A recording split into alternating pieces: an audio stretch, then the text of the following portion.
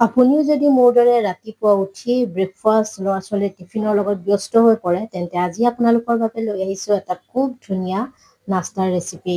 একদম সহজতে মাত্ৰ ঘৰত থকা দুই এটা বস্তু দিয়ে আপুনি 5 মিনিটত 5খনকৈ ৰুটি বনাই ৰেডি কৰিব পাৰিব। না বেলাৰ ঝামেলা আছে, না আটা মাৰিব লাগিব, একোৱে কৰিব নালাগে। তেন্তে আহকচোন চাওঁ ৰেচিপিটো। ৰেচিপিটো বনাবৰ বাবে প্ৰথমে ব্ৰেড লৈ লৈছোঁ আৰু ব্ৰেডখিনিৰ কিনাৰকেইটা মই কাটি ল'ম। কাৰণ কিনাৰৰ অংশটো আমাক নালাগে, সেইটো থাকিলে দেখিবলৈ ৰংটো বেয়া হয়। এইফালে ব্ৰেড কেইপিচ ৰেডি হৈ গৈছে। এতিয়া এটা ডাঙৰ বলত মই এনেকৈ হাতেৰে সৰু সৰুকৈ ভাঙি ল'ম যাতে নাস্তাটো বনাবলৈ সহজ হয়। আৰু ইয়াতে এতিয়া দি দিম 1 কাপ চুজি। চুজি আপুনি পাতল বা মোটা যিকোনো চুজিয়ে ল'ব পাৰিব। মই পাতল চুজিটো ব্যৱহাৰ কৰিছোঁ। 1 কাপ চুজি ইয়াতে ঢালি দিম। লগতে দি দিম 1.5 কাপ পানী। পিছত দৰকাৰ হ'লে আৰু পানী আমি ব্যৱহাৰ কৰিম। এতিয়া ইমানখিনি পানী দি ভালকৈ এইখিনি মিক্স কৰি ল'ম আৰু মিক্স কৰি 5 মিনিটৰ কাৰণে ৰেষ্টত ৰাখি দিম যাতে চুজিখিনি ধুনীয়া কোমল হৈ যায়, ফুলি যায়। গতিকে এয়া চাওক মই এনেকৈ ঢাকি ৰাখি দিছোঁ আৰু 5 মিনিটৰ পিছত মই আপোনাক দেখুৱাই আছোঁ। এইফালে 5 মিনিট হৈ গৈছে আৰু এয়া চাওক খুব ধুনীয়াকৈ এইখিনি ফুলি গৈছে, মানে আগতকৈ বহুত বেছি ডাঠ হৈ গ'ল। তাৰমানে চুজিখিনি খুব ধুনীয়াকৈ ফুলিছে আৰু এতিয়া এইখিনিক এটা মিক্সাৰ জাৰত ঢালি দিম আৰু তাৰপিছত ইয়াত আৰু আধা কাপ মই পানী এড কৰি দিম। আগতে 1.5 কাপ দিছিলোঁ, এতিয়া আৰু আধা কাপ দিম। টোটেল 2 কাপ পানী হৈ গ'ল আৰু পানীখিনি দি একদম ভালকৈ মিক্সিত মই মাৰি ল'ম। এইফালে চাওক খুব ধুনীয়াকৈ মই মিক্সিত এইখিনি মাৰি লৈছোঁ আৰু একদম স্মুথ বেটাৰ হৈছে।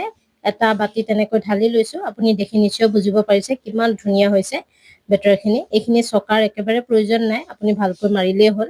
আৰু চামুচেৰেও মই আপোনাক দেখুৱাই দিছোঁ কিমান ডাঠ হৈছে। চামুচৰ বেক চাইডটো দেখিলে আপুনি বুজি পাব। এয়া চাওক খুব ধুনীয়াকৈ অকণমান ডাঠকৈ মই এয়া ৰাখিছোঁ। গতিকে এনেকৈ বেটাৰটো আমি ৰেডি কৰিব লাগিব। এইফালে আমাৰ বেটাৰটো ৰেডি হৈ গ'ল। এতিয়া ইয়াতে দি দিম সোৱাদ অনুযায়ী নিমখ। মই আধা চাহ চামুচ দিছোঁ, লগতে আধা চাহ চামুচেই মই দিছোঁ চেনি আৰু অকণমান বেকিং চ'ডা দিম।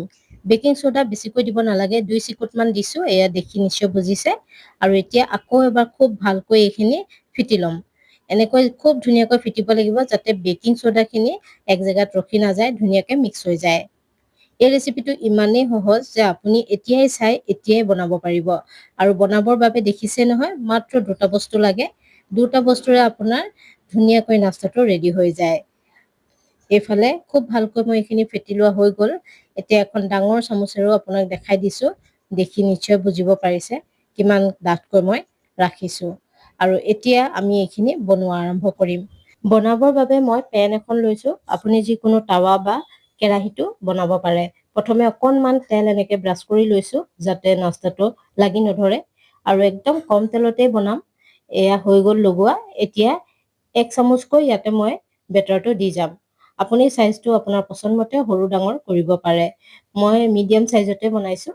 এয়া চাওক এনেকৈ দি দিছোঁ আৰু এতিয়া চামুচখনৰ বেক চাইডটো দি অকণমান এনেকৈ টেপ টেপ কৰিলে খুব ধুনীয়াকৈ ডাঙৰ হৈ যাব। এয়া চাওক খুব ধুনীয়াকৈ হৈ গৈছে। এনেকৈ হ'লে মানে কি হয়, ৰুটিটো একদম পাতল হয় আৰু দেখিবলৈও ধুনীয়া হয়। এতিয়া ঢাকনাখন লগাই দিছোঁ আৰু কেইছেকেণ্ড মানে আপুনি ইয়াতে ৰাখিব পাৰিব।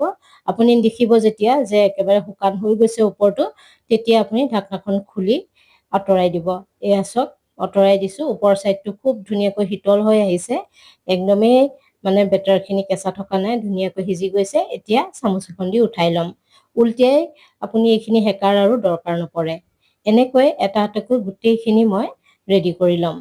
এই নাস্তাবিধ বনোৱা ইমান সহজ যে আপোনাৰ ল'ৰা ছোৱালীয়েও তৎক্ষণাতে বনাই ল'ব পাৰিব।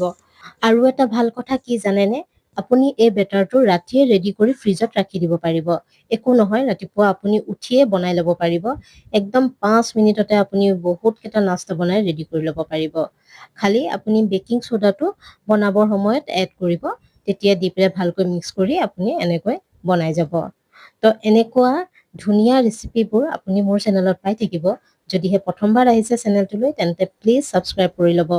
আৰু ৰেচিপিটো যদি আপোনাৰ অকণমানো ভাল লাগিছে তেন্তে এটা লাইক দিবলৈ নাপাহৰিব। আপোনাৰ এটা লাইকে মোক বহুত ছাপোৰ্ট কৰে আগুৱাই যাবলৈ। গতিকে প্লিজ প্লিজ এটা লাইক দি দিব। আৰু যদি অলৰেডি চেনেলটো ছাবস্ক্ৰাইব কৰি ৰাখিছে তেন্তে আপোনালৈ থাকিল বহুত বহুত ধন্যবাদ। এয়া চাওক, এখন এখনকৈ কেইবাখনো ৰুটি মই পটাপট বনাই ৰেডি কৰি ল'লো। দেখিবলৈ যিমান ধুনীয়া হৈছে, খাবলৈ বহুত বেছি সোৱাদ লগা। আৰু আপুনি এইখিনি ৰাখি দিয়ক, একো নহয়, গোটেই দিনটো একো নহয়। আপুনি যেতিয়াই ইচ্ছা তেতিয়াই এইখিনি উলিয়াই খাব পাৰিব, একদম কোমল হৈ থাকে। আৰু এইখিনিৰ লগত দিবলৈ আপোনাৰ চব্জি তৰকাৰী একো প্ৰয়োজন নহয়। আপুনি অকণমান চচ বা চাটনি বা চাহৰ লগতো আপুনি খাব পাৰে। তেন্তে আশা ৰাখিছোঁ আজিৰ ৰেচিপিটো আপোনাৰ নিশ্চয় ভাল লাগিছে। আৰু যদি ৰেচিপিটো ভাল লাগি থাকে, আপোনাৰ ফ্ৰেণ্ড আৰু ফেমিলিৰ লগত শ্বেয়াৰ কৰিবলৈ আকৌ নাপাহৰিব দেই। তেন্তে আজিলৈ আহিছোঁ। ভিডিঅ'টো শেষলৈকে চোৱাৰ বাবে আপোনালৈ থাকিল বহুত বহুত ধন্যবাদ।